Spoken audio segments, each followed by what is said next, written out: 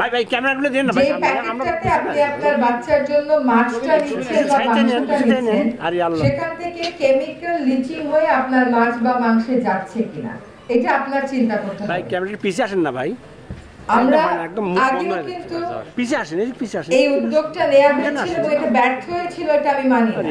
কারণ 2004 থেকে 2006 কিন্তু বেশ ভালো সাড়া ফেলেছিল এবং পলিথিনের বিকল্প মার্কেটে চলে এসেছিল। মার্কেট আপনারা যারা ব্যবসায় আছেন আপনারা জানেন কখনো খালি থাকে না। ভাই মোবাইলটা পিছে নেন না ভাই। একটা কথা হচ্ছে যে সিদ্ধান্তের বাস্তবায়নটা পর্যায়ক্রমে হবে। আমরা 1 অক্টোবর থেকে সুপার শপে যে কথাগুলো বলেছি এটা কিন্তু আমরা কোনো সিদ্ধান্ত চাপিয়ে দিইনি। আসলে এটা তো দেশের আইন, এটা এমনিতেই হওয়ার কথা, হচ্ছে না। এখন আমরা বাস্তবায়নের প্রক্রিয়াটা ত্বরান্বিত করছি। আপনাদের সাথে বসেছি, আপনারা বলেছেন 1 অক্টোবর, আমরা সেটাতে একমত হয়েছি। সেরকম একইভাবে কাঁচা বাজারের ওনারা বলেছেন 1 নভেম্বর, আমরা একমত হয়েছি।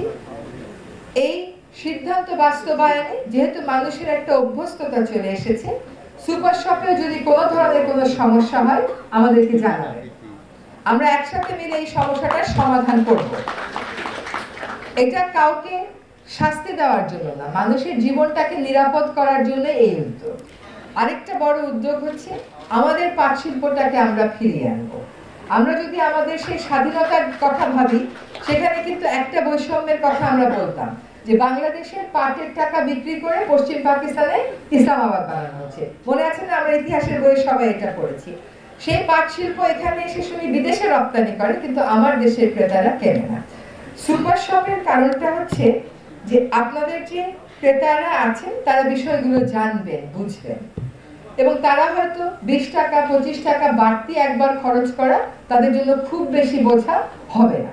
কিন্তু আমি আবারও বলছি যে সিদ্ধান্তের বাস্তবায়ন পর্যায়ক্রমে। আমরা এই মুহূর্তে বলছি না কিন্তু যে সুপার শপে 1 তারিখের মধ্যে না হলে আমরা পুলিশি অভিযানে যাব, এই কথাটা কিন্তু বলা হচ্ছে না।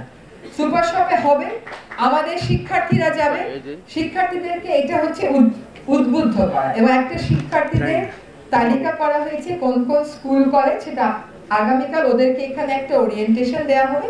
ওরা কেবল উদ্বুদ্ধকরণের কাজটা করবে, আর হয়তো সকলের হাতে একটা করে পোস্টার থাকবে প্লাস পলিথিন ব্যাগে ক্ষতিকর দিকগুলো নিয়ে।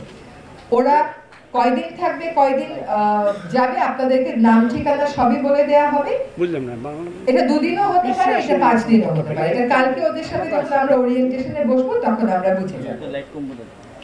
ফলে এটাকে নিজস্ব দায়িত্ববোধ থেকে যেন আমরা এই কাজটা করি সেটা মনে রাখতে হবে। আপনারা যারা সুপার শপে আছেন আপনারা জানেন যে বিদেশে যখন আপনারা কোনো শপিং করতে যান, তারা যখন আপনাকে জিজ্ঞেস করে তুমি ব্যাগ কিনবে কিনা, যদি